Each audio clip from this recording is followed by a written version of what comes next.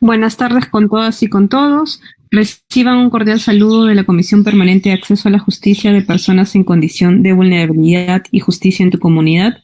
Continuando con nuestro ciclo de videoconferencias, en esta oportunidad nos acompaña el doctor Cristian Hernández Alarcón, juez superior titular y presidente de la Corte Superior de Justicia de Puente Piedra, Ventanilla, presidente de la Comisión de Justicia Restaurativa, adscrita a la Coordinación Nacional de Enlace del Poder Judicial ante la Cumbre Judicial Iberoamericana, que se encarga de desarrollar los proyectos incorporados a la Comisión Permanente de Mecanismos Alternativas y Restaurativas de Resolución de Conflictos y Tribunales de Tratamiento de Droga y o Alcohol, Comisión TTD, de la Cumbre Judicial Iberoamericana.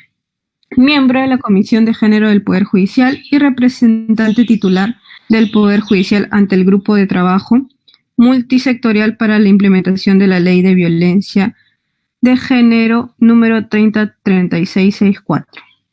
En el ámbito de lo académico, profesor asociado de la Academia de la Magistratura y responsable temático de la elaboración de módulos de capacitación para magistrados en temas de justicia restaurativa, violencia de género y derechos de niñas, niños y adolescentes. Quien nos presentará el tema, la justicia penal juvenil en la emergencia sanitaria. No se olviden de dejarnos sus preguntas en los comentarios para que el doctor al final de su exposición las responda. Muchas gracias y adelante, doctor. Bien, muchísimas gracias por la invitación a la Comisión de Acceso a la Justicia. Estoy muy contento de podernos encontrar a través de este medio virtual. El día de hoy voy a compartir con ustedes qué es lo que estamos haciendo como Estado en esta situación de emergencia y cómo la justicia penal juvenil está funcionando o debe de funcionar en un contexto de emergencia sanitaria. Para esto voy a referirme a 4 puntos específicos. Primero, de marco general, voy a hablar sobre la cuarentena y los derechos de los adolescentes en el sistema de justicia. En segundo lugar, hablaré sobre los adolescentes que se encuentran detenidos durante la cuarentena sanitaria. Luego, de los adolescentes que están procesados en este momento y no tienen ninguna sentencia. Y por último, pasaré a hablar de los adolescentes que ya se encuentran sentenciados y qué está pasando con ellos durante esta emergencia. Intentaré desde la normativa vigente, la reciente publicación de habilitaciones a los órganos jurisdiccionales, dar algunas propuestas y luego con las preguntas que ustedes nos estén mandando a través de este medio podamos nosotros dar algunas alternativas y compartir nuestras experiencias. Finalmente, señalaré algunas conclusiones provisorias respecto de este tema. Bien, empezaremos entonces conversando respecto sobre la cuarentena y los derechos de los adolescentes en el sistema de justicia. En primer lugar, para esto tenemos que entender que no todas las personas vivimos la emergencia de la misma manera. La emergencia nos ha hecho mirar a las personas adultas mayores y a las personas con vulnerabilidad o con comorbilidad y que tienen mayor letalidad en el contagio en un primer momento. Pero no se ha visto a las otras personas que también se encuentran en circunstancias de vulnerabilidad. Y teniendo en cuenta que la vulnerabilidad es casi siempre interseccional, no se ha hecho este ejercicio de mirar la vulnerabilidad vinculada con la edad, la vulnerabilidad vinculada con la pobreza, con el género, con la privación de la libertad, y se ha tenido una concepción de la vulnerabilidad adultocéntrica. ¿Esto qué significa?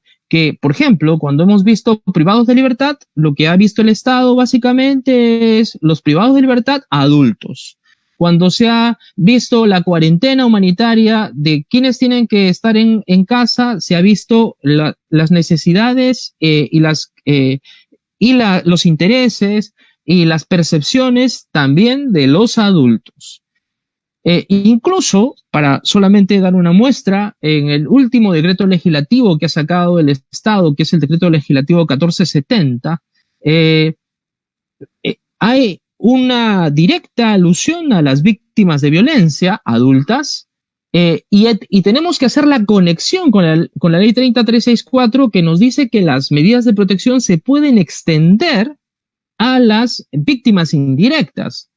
Pero cuando habla de los niños, niñas y adolescentes, básicamente ha hablado de los niños, niñas y adolescentes que se encuentran en riesgo o en situación de desprotección familiar, olvidándose de que los jueces en situaciones de violencia pueden dictar medidas de protección, de acogimiento familiar, para la situación de los niños, niñas y adolescentes. Es decir, como vuelvo a repetir, hemos tenido una concepción adultocéntrica de la pandemia y de la emergencia, mirando únicamente los intereses de las personas adultas.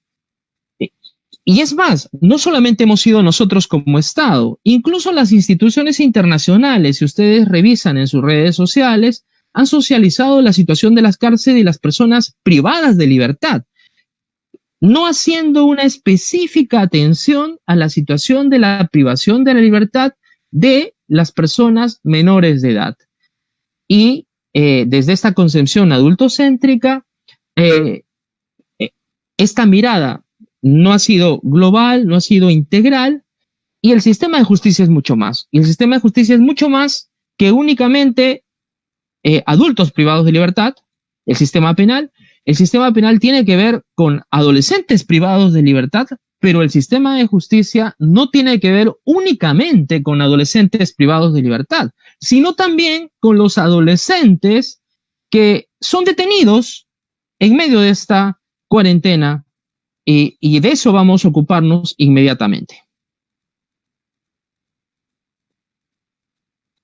Por favor, nos ocupamos inmediatamente del siguiente punto. Si nos ayudan. Siguiente, por favor.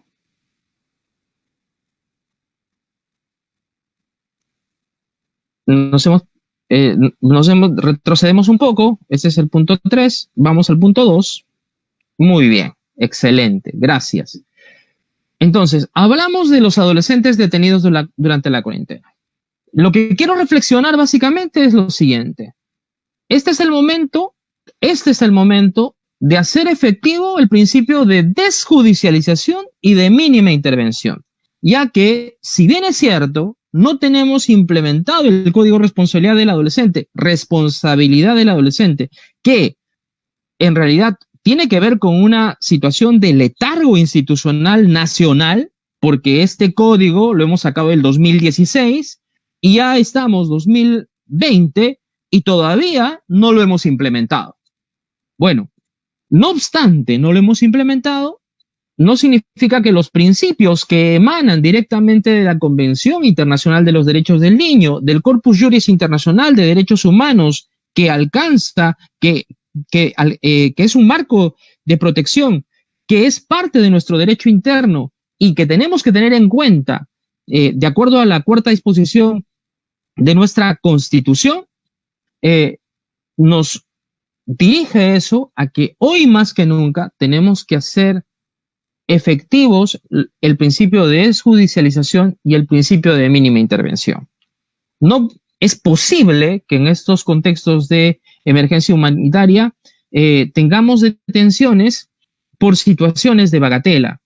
Por esa razón tenemos que reflexionar a partir de las propias directrices de Riad, que existen muchas posibilidades de que el proceso penal sea visto como una auténtica última ratio y no solamente la privación de la libertad como última ratio. De tal forma que el proceso penal no debería iniciarse ni siquiera cuando ya se haya resuelto el conflicto fuera del ámbito del proceso penal.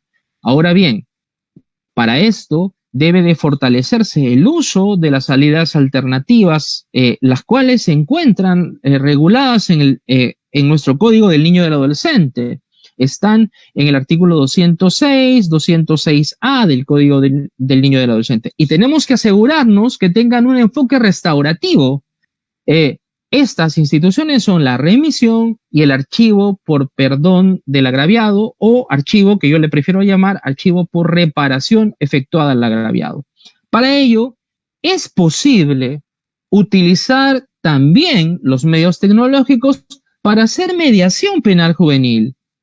Es más, el Poder Judicial tiene una directiva vigente que se puede utilizar conectándola con la resolución que ha sacado el Consejo Ejecutivo, en la que nos señala que podemos utilizar plataformas tecnológicas para hacer videoconferencias, para aplicar salidas alternas.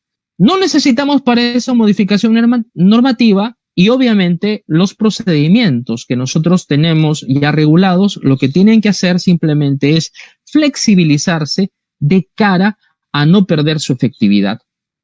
Ahora, los casos que cumplan de acuerdo a la Fiscalía con los presupuestos de internamiento preventivo, que serían los casos graves, mayores a 6 años, y aquí tenemos que hacer una interpretación sistemática de lo que señala el Código del Niño entre la norma que establece los presupuestos para el internamiento, que dice 4 años, y la norma que señala que en qué caso se aplica el internamiento.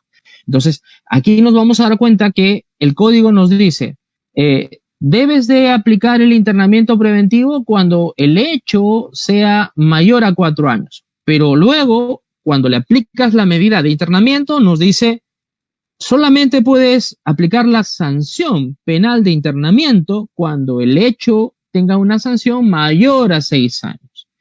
Obviamente, esta situación de 4 años o 6 años tiene que resolverse en favor de el adolescente. Entonces tenemos que entender desde esta interpretación sistemática que son 6 años. Entonces, si ya existe este presupuesto y se cumplen los demás presupuestos para el internamiento preventivo, también en este caso tenemos que utilizar los medios tecnológicos para poder realizar las audiencias por internamiento preventivo. Desde hace mucho tiempo, nosotros hemos estado dando cuenta de diferencias en la aplicación del internamiento preventivo en diferentes cortes. Hay cortes que aplican el internamiento preventivo a solicitud del fiscal. Hay fiscales que señalan de que los jueces de oficio deben aplicar internamientos preventivos y lo único que hacen es presentan la denuncia sin hacer peticiones concretas de internamientos preventivos. Y hay cortes en las cuales no se hacen audiencias para acordar el internamiento preventivo. Si queremos evitar el internamiento al máximo y lograr la máxima satisfacción de los derechos de las personas, aún más en este contexto de emergencia sanitaria, pues tenemos que ser rigurosos con los principios y tenemos que flexibilizarlos en las normas que evitan que estos principios se hagan realidad. La audiencia sirve para elevar el nivel de discusión e impide la aplicación arbitraria, sin discusión, sin control de los internamientos preventivos. Y pueden hacerse audiencias de internamiento preventivo utilizando por ejemplo, el Hangouts Meet, que es el que usamos en el Poder Judicial. Y tenemos que ser exigentes los jueces y pedirles a la Fiscalía que soliciten el internamiento preventivo en los casos que consideren, que además de eso, que ellos sustenten en una audiencia virtual como la que estamos teniendo hoy día, es una reunión virtual entre muchas personas para poder hacer el internamiento, hacer las audiencias de internamiento preventivo. Y de esa manera evitar al máximo, aún más, si éramos muy rigurosos, teníamos que ser muy rigurosos sin emergencia sanitaria, y para eso teníamos que elevar el estándar de actuación y elevación del estándar de actuación tiene que ser con la necesidad de instalar audiencias para acordar el internamiento preventivo, con mayor razón en los casos de emergencia sanitaria. Aquí hay que tener también particular cuidado con los adolescentes que se encuentren con algún tipo de discapacidad. En este caso, tendríamos que optar por ejemplo, la detención domiciliaria. Nos toca, más que nunca en estos tiempos, humanizar la justicia, y humanizar la justicia de mano de la tecnología sin transar en lo absoluto en el respeto irrestricto de los derechos de las personas, en este caso, de los derechos de nuestros adolescentes. Ahora vamos a abordar el tema de los adolescentes que se encuentran procesados y sin sentencia. En este caso, en el caso de los adolescentes procesados y sin sentencia, tenemos que muy bien el Consejo Ejecutivo del Poder Judicial, saliendo de esta invisibilización de la situación de los adolescentes, ha puesto sobre el tapete algo que no había sido advertido por nadie. A través de la resolución del resolución del Consejo Ejecutivo 128/2020, el Consejo Ejecutivo, lo que nos ha señalado a los jueces es: deben de cumplirse los plazos establecidos en la ley para el internamiento preventivo. De tal manera, si este plazo establecido en la ley no se ha cumplido y el fiscal, por ejemplo, no ha solicitado la prolongación del plazo, en ese caso, los jueces, por esta resolución administrativa de oficio, pueden ordenar que inmediatamente el adolescente sea externado del centro juvenil. Todos los plazos se han suspendido, pero esta suspensión no alcanza definitivamente a la suspensión del plazo de la privación de la libertad. Y la privación de la libertad del adolescente es tan importante como la privación de la libertad de los adultos. Esa que es la que preocupa a todo el aparato estatal, y esa que es la única que aparece en las noticias en todo momento. Sin embargo, también tenemos que tener en cuenta que no es que podemos hacer otras cosas adicionales. Por ejemplo, los jueces tenemos la institución de la remisión judicial. La remisión judicial, por la remisión judicial podemos aplicar una medida socioeducativa sin internamiento, y en este caso podríamos establecer un mecanismo de revisión de los procesos que tenemos. ¿Cuántos de ellos, de repente, son procesos que, de acuerdo a al internamiento preventivo, no merecerían continuar con privación de la libertad? Entonces, la remisión judicial puede ser un remedio efectivo, rápido, para conseguir la satisfacción de el fin del sistema de justicia, que es darle una medida socioeducativa que lo acompañe durante esta emergencia, e incluso derivarlo al servicio del adolescente, el cual también puede hacerle seguimiento al adolescente en libertad y también acompañamiento educativo utilizando mecanismos tecnológicos, además de las diferentes posibilidades de apoyo social y comunitario que tiene en este momento. Del mismo modo, podría aplicarse en audiencia, utilizando plataformas tecnológicas, medidas de manera alternativa. Es decir, por ejemplo, instalada una audiencia de un adolescente privado de libertad que está procesado, el juez, luego de la conformidad del adolescente con los hechos que han sucedido, por ejemplo, podría el juez decir, ¿no? Vamos a aplicar el internamiento, ¿no? Por un plazo determinado, y junto con el internamiento, como medida alternativa, la libertad restringida.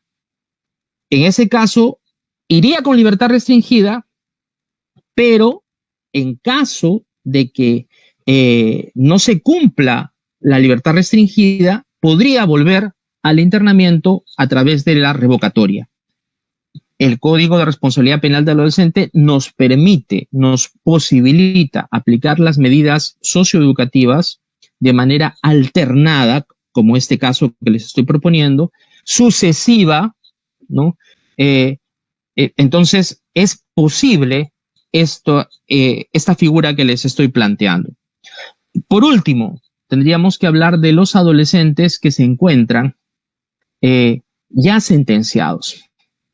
Los adolescentes sentenciados durante la emergencia, primero tendríamos que tener como un elemento básico fundamentales. La privación de la libertad ha restringido solo ese derecho, la privación de la libertad. Los demás derechos no se han perdido. Por ejemplo, yo me pregunto, porque no sé la respuesta, los adolescentes que se encuentran privados de libertad en este contexto, ¿están teniendo un acceso a la educación? Los centros juveniles están trabajando educación para los adolescentes que están privados de libertad en este contexto de emergencia sanitaria, ¿o no? No lo sé. Pero hay que recordar que lo único que tienen sujeto los adolescentes durante la situación de emergencia es la libertad. El resto de derechos están en plena vigencia. En este aspecto, es una noticia muy auspiciosa la emisión de la resolución administrativa 128 del Consejo Ejecutivo del Poder Judicial del 26 de abril, en el que nos da un mandato, una directiva específica, nos dice: jueces, vean también la vulnerabilidad en la salud. Y con esta vulnerabilidad en la salud, resuelvan las peticiones que puedan hacerse por las partes de la variación de las medidas socioeducativas. La variación que está contemplada en el artículo 164 del Código de Responsabilidad del Adolescente ya vigente, y esta variación puede ocurrir cuando se ha cumplido 1/3 de la sentencia y tiene que tener el informe favorable del equipo multidisciplinario y tiene que instalarse una audiencia para poder aplicarse la variación. Entonces, si tenemos un adolescente sentenciado que ha cumplido 1/3 de la sanción penal juvenil, hay dos posibilidades. El juez de oficio puede pedirle al centro juvenil y puede decirle: centro juvenil, de acuerdo al récord de la sentencia, se ha cumplido el tercio. Voy a instalar la audiencia para examinar de oficio la posibilidad de la variación.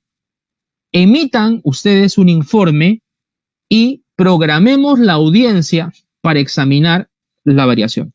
Puede hacerlo también la parte interesada y puede pedirle al juez, y a su vez el juez puede solicitarle esto al centro juvenil para que de todas maneras exista este informe.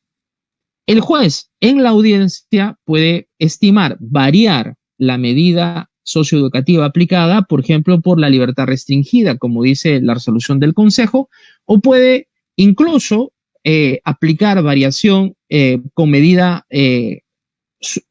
sucesiva, o sea, puede aplicar libertad restringida por 1 año, libertad asistida por 6 meses, etc. O sea, el juez puede aplicar variaciones diferentes. Ahora bien, si es que ya ha pasado este tercio, el juez está obligado, por mandato de la propia norma, por el artículo 164, a hacer una revisión de oficio del avance de la medida socioeducativa. Eso significa que, de todas maneras, cada 6 meses debe de haber una revisión de la sentencia. Por esa razón, todos los adolescentes que ya cumplieron 1/3 de la sanción penal juvenil deberían en este momento estar programándose las audiencias para examinar el avance de las mismas y la posibilidad o no de variación. La otra posibilidad es que hayan cumplido los adolescentes los 2/3 de la sanción penal y soliciten su semilibertad cumpliendo las exigencias y los requisitos de esta, flexibilizándose la adopción de la semilibertad, teniendo en cuenta que ahora nos encontramos en una situación de emergencia sanitaria. Entonces, por ejemplo, el requisito en el que vamos a pedirle bajo firma legalizada que un centro le dé trabajo, va a ser complicado que lo pueda obtener en este contexto. Entonces, tendríamos que flexibilizar las formalidades que se exigen para el cumplimiento de estos beneficios. Tenemos que recordar también que en todos estos casos, tanto en los adolescentes detenidos, en los adolescentes que tienen proceso judicial sin sentencia y los adolescentes sentenciados, siempre ellos pueden recurrir a la justicia constitucional a través del habeas corpus, por ejemplo, para solicitar la garantía inmediata de sus derechos que se estén vulnerando. Por último, quería hacer referencia específica a la justicia terapéutica. En la Corte de Puente Piedra Ventanilla tenemos adolescentes que se encuentran sentenciados, pero están sentenciados no solamente a cumplir una medida socioeducativa en libertad, sino es parte de su sentencia cumplir con un tratamiento desadictivo. Y ese tratamiento desadictivo está bajo supervisión y control judicial por medio de audiencias. Nosotros consideramos que esas audiencias pueden realizarse a través de medios tecnológicos y que de esa manera los jueces pueden mantenerse acompañando la ejecución de las sentencias de los propios adolescentes, más aún cuando el centro de salud comunitario ya está haciendo acompañamiento utilizando medios tecnológicos, llamadas telefónicas y también utilizando medios tecnológicos. Ahora, en esto hay que flexibilizarnos mucho porque donde no entra el internet, entra la llamada telefónica y en cualquier teléfono o smartphone que podemos utilizar, nosotros tenemos la posibilidad de una opción que se llama grabar llamada. Entonces, si yo utilizo mi teléfono, también puedo utilizarlo como un sistema de registro de audiencias.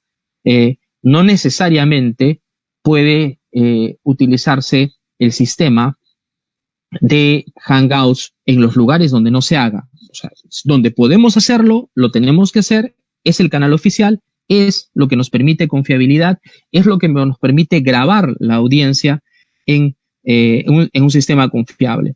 Pero existen lugares, situaciones, lugares donde no hay internet. Entonces, y entra la señal de teléfono. El teléfono colocado en altavoz en un lugar puede captar la grabación de todas las voces de las personas que han participado. Y también con el programa, con el registro y la grabación de la llamada, puedo yo tener el audio de esa llamada. Entonces, existen posibilidades. La justicia terapéutica, como les digo, es algo fundamental porque los adolescentes que están en tratamiento desadictivo, en este momento de la emergencia sanitaria se encuentran atravesando también una situación de mayor estrés. Esta situación de mayor estrés puede motivar una recaída en el consumo y la recaída en el consumo puede motivar una reincidencia delictiva. Si el objetivo de la justicia terapéutica es evitar la reincidencia delictiva a través del tratamiento desadictivo, porque tratando la causa del problema, que es la droga, podemos evitar la reincidencia delictiva, podemos también ser mucho más efectivos a pesar de las circunstancias que estamos viviendo y atravesando en este momento. Eso es lo que quería compartir con ustedes y ahora vamos a pasar a las conclusiones de esta exposición. Como conclusión, quería compartirles que todos estamos en cuarentena, pero tenemos que recordar que nuestros derechos no están en cuarentena. La segunda conclusión que quería señalar es que tenemos que mirar más allá de la vulnerabilidad visible, hay que ver lo invisible. Y entre ellos están los niños, niñas y adolescentes que tienen voz y derechos y debemos escucharlos. Más aún los que son víctimas y también los usuarios del sistema de justicia penal juvenil que son además pobres, porque hay una conexión muy directa en los centros juveniles de privación de libertad, no encontramos los adolescentes de los estratos socioeconómicos A, B, C. Encontramos de los estratos socioeconómicos más pobres. Pobres que han sido doblemente excluidos. Excluidos también de los servicios de salud, excluidos de los sistemas de educación. Y finalmente, usemos la tecnología para hacer que nuestros derechos sean efectivos.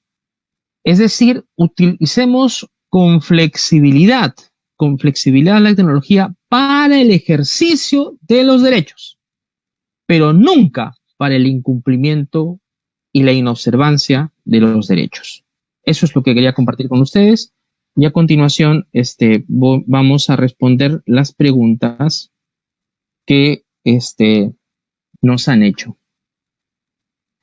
Bien, acá tenemos una pregunta, dice, ¿qué hacer donde no hay servicio de orientación al adolescente? Bueno, donde no existe servicio de orientación al adolescente, la Corte Superior de Justicia delega al equipo multidisciplinario la supervisión de las medidas socioeducativas aplicadas. Entonces, es el equipo multidisciplinario el que tendría que dedicarse a hacer la supervisión.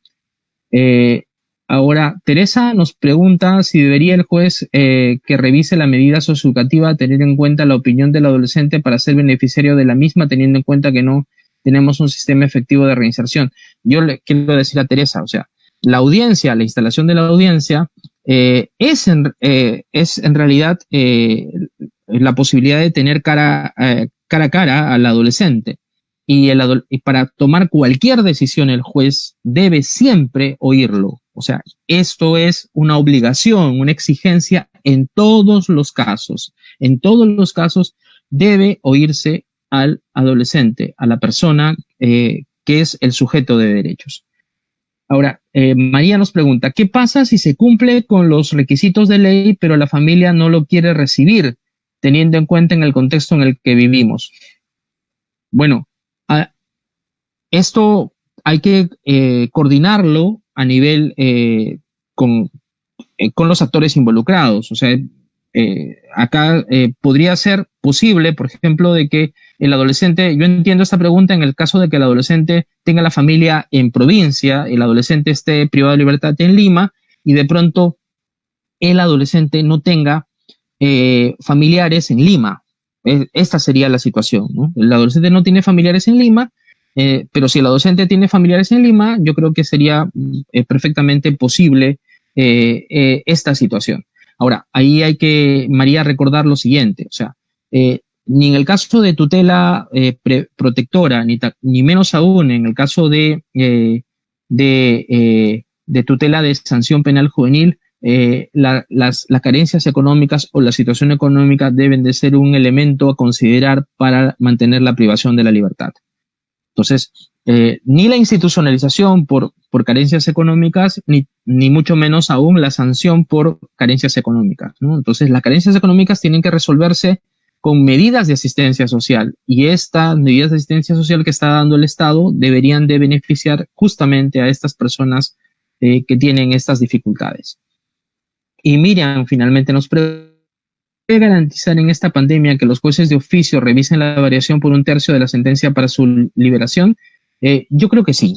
Yo creo que sí podemos garantizar que los jueces de oficio pueden hacerlo, pero podemos hacer algo más incluso. Podemos conectar a los jueces de las cortes con los centros juveniles. Por ejemplo, en mi corte yo he mandado un documento al centro juvenil para indicarle cuáles son los adolescentes que están privados de libertad por los jueces de mi corte, y además para decirle cuántos de esos adolescentes están privados de libertad y cuánto tiempo están en función de la sentencia que ha sido emitida.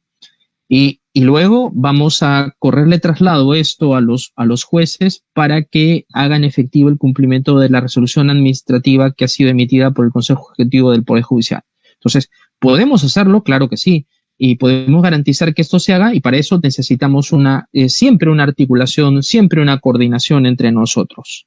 Yo confío en los jueces de mi corte Tengo mucha fe en ellos y creo que lo van a hacer y como lo han hecho antes de la emergencia, lo han hecho muy bien y lo van a seguir haciendo muy bien utilizando las plataformas tecnológicas como el Hangouts Meet. Bien, si no tenemos ninguna otra pregunta más, les agradezco mucho por la deferencia de haberme invitado para exponerles compartirles este tema, y estaremos en otra oportunidad encontrándonos a través de este medio.